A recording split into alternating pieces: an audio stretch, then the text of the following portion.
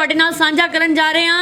ਵੱਡੀ ਰਿਪੋर्ट है, ਵੱਡਾ खुलासा होया, दस्सिया जा रहा है कि राफेल सौदे दे विच भारतीय विचोलीए नूं 8 करोड़ 65 लाख की इनाम राशि दी गई है। राशि क्यों दी गई है, इस रिपोर्ट दे विच खुलासा होया है। भारत फ्रांस दे विच राफेल लड़ाकू जहाज सौदे दे विच एक बार फिर तो भ्रिष्टाचार दे इल्जाम लगते नजर आ रहे हैं। इस नूं लैके फ्रांसीसी मीडिया ग्रुप मीडिया पार्ट्स के वल्लों यह दावा किया गया है कि राफेल बनाने वाली फ्रांसीसी कंपनी दसा ने भारत के एक विचोलीए नूं 8 करोड़ 65 लाख की इनाम राशि दी है।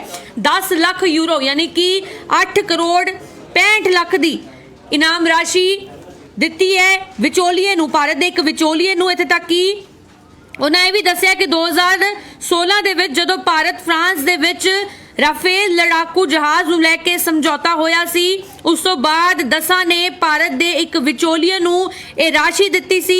दसा ग्रुप ने खाते दे विच 2017 दे विच गिफ्ट टू क्लाइंट्स इस तरह लिख के ये ट्रांजैक्शन की सी, रकम जिहड़ी है ट्रांसफर की सी एक गिफ्ट के तौर पर, यानी कि एक इनाम के तौर पर 10 लाख यूरो यानी कि लगभग 8 करोड़ 65 लाख की राशि जिहड़ी है वो गिफ्ट टू क्लाइंट कह के ट्रांसफर की गई सी।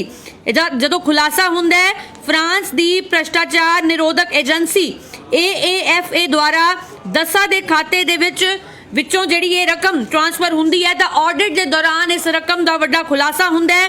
खुलासा होने तो बाद दोवां देशां दे विच राफेल सौदे नूं लैके सवाल खड़े होए ने। एक बार फिर तो केंद्र की मोदी सरकार नूं निशाने ते लिया गया है। इत्थे तक कि कांग्रेस सरकार ने जांच करन दी मंग कीती है ते नाल ही प्रधानमंत्री नरेंद्र मोदी तो जवाब मंगया है। क्या गया है कि इन्नी वड्डी रकम इनाम दे तौर ते देण दे पिछे की कारण है, इसका जवाब दिता जाए। उत्थे ही केंद्रीय कानून मंत्री रविशंकर प्रसाद वल्लों भ्रष्टाचार के आरोप नूं सिरे तो नकार के कहा गया कि इल्जाम बेबुनियाद ने। उन्होंने भी कहा कि सुप्रीम कोर्ट दे विच भी जांच की मंग की गई सी, पर सुप्रीम कोर्ट वालों भी इसको खारिज कर दिता गया सी, कोई गड़बड़ी नहीं है। उन्होंने भी कहा कि 2019 लोक सभा चोणां नूं लैके जानबूझ के मुद्दा बनाया गया सी, पर मुद्दे चो कुछ नहीं मिलिया, इस करके इल्जाम जिहड़े दोबारा लगाए जा रहे ने वो बेबुनियाद ने। आरोप लगाए गए ने कि फ्रांस दे विच कारपोरेट दुश्मनी का नतीजा हो सकता है। तां केंद्रीय कानून मंत्री रविशंकर प्रसाद कह रहे ने कि फ्रांस दे विच कारपोरेट दुश्मनी का नतीजा है कि आरोप लग रहे ने, पर अजिहा कुछ नहीं है। यह इनाम राशि जिसका जिक्र हो रहा है इसनूं बेबुनियाद दस्सिया गया केंद्रीय मंत्री दे वल्लों, पर ऑडिट के दौरान यह वड्डा खुलासा जरूर होया है। राफेल सौदा पहला भी सुर्खियां का विषय बनिया रहा है।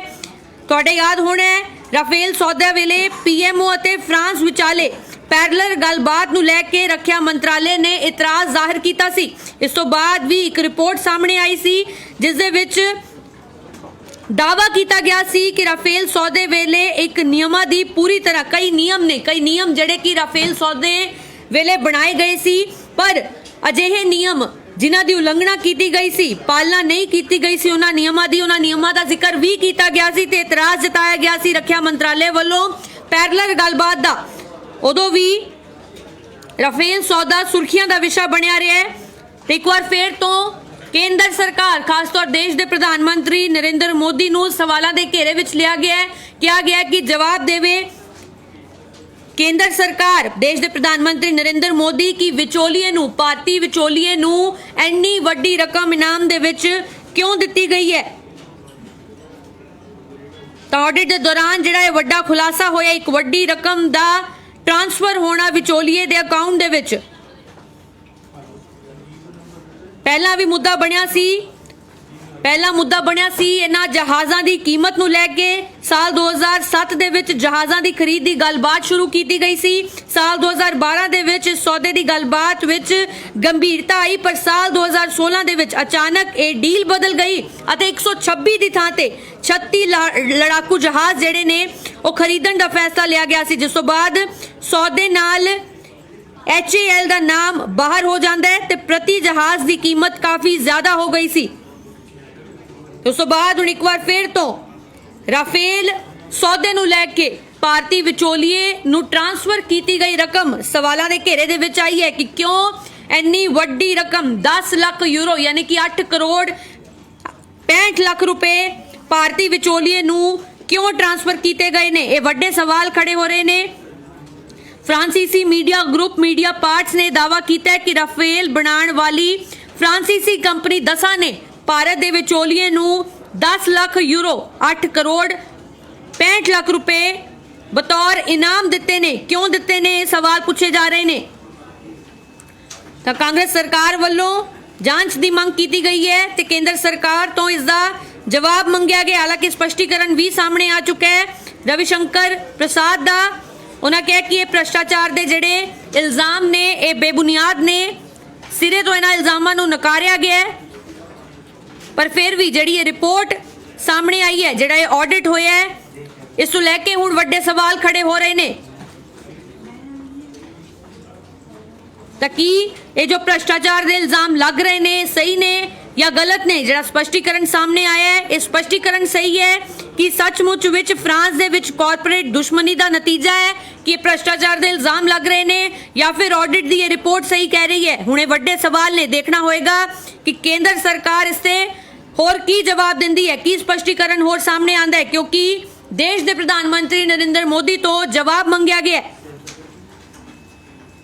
बतौर इनाम, बतौर गिफ्ट, क्योंकि लिखा गया है गिफ्ट टू क्लाइंट्स। तो विचोलिए नू 8 करोड़ 65 लाख रुपए का गिफ्ट दे दिता जाता है, जिससे एक बार फिर तो केंद्र सरकार नू सवालों के घेरे दे विच लिया गया। इत्थे इन्ना ही नहीं, ये भी दस दईए कि फ्रांसीसी कंपनी दसा वालों भी सफाई दी गई है। उन्होंने कहा कि राफेल दे 50 मॉडल बनाने दे लई रकम लगाई गई सी। भ्रष्टाचार दे इल्जामां ते उन्होंने सफाई दी है कि इस रकम का इस्तेमाल राफेल विमान दे 50 वड्डे मॉडल बनाने दे लई होया है। ये कोई गिफ्ट नहीं दिता गया। उन्होंने कहा कि 50 वड्डे मॉडल बनाने सी, इस करके इस रकम नूं ट्रांसफर किया गया है। तो उन्होंने भी इन्हां इल्जामां नूं सिरे तो नकारिया है। उन्हें कहा कि 50 मॉडल बनाने ने ते हर मॉडल की कीमत जिहड़ी है वो करीब 20,000 यूरो है, ज़्यादा भी हो सकती है। ते 5 मॉडल की जिहड़ी कीमत है उन्हें कहा कि 10 लाख यूरो तो ज़्यादा हो सकती है। हालांकि रिपोर्ट भी जे कहा गया कि मॉडल बनाने दे लई किस तरह बनाया गया, किन्ने दा बनाया गया, इसका कोई सबूत नहीं दिता गया। तो इत्थे स्पष्ट हो रहा है कि लैण देण दे विच किसी ना किसी तरह दा हेर फेर किया गया, रकम जिहड़ी है लुकाउण दी कोशिश की गई है। ये भी इल्जाम लगे ने कि लैण देण दे दौरान फर्जी खरीद भी दिखाई गई है। तो हुण वड्डे इल्जाम लग रहे ने। राफेल सौदा एक बार फिर तो सुर्खियां दा विषय बनिया है। केंद्र सरकार ते वड्डे सवाल खड़े हो रहे ने। जवाब की आउंदा है देखना होवेगा। और अपडेट्स लैके फिर तो हाजिर होवांगे। तद तक दे लई तुसीं जुड़े रहो डेली पोस्ट पंजाबी दे नाल। मैनूं दिओ इजाजत। धन्नवाद।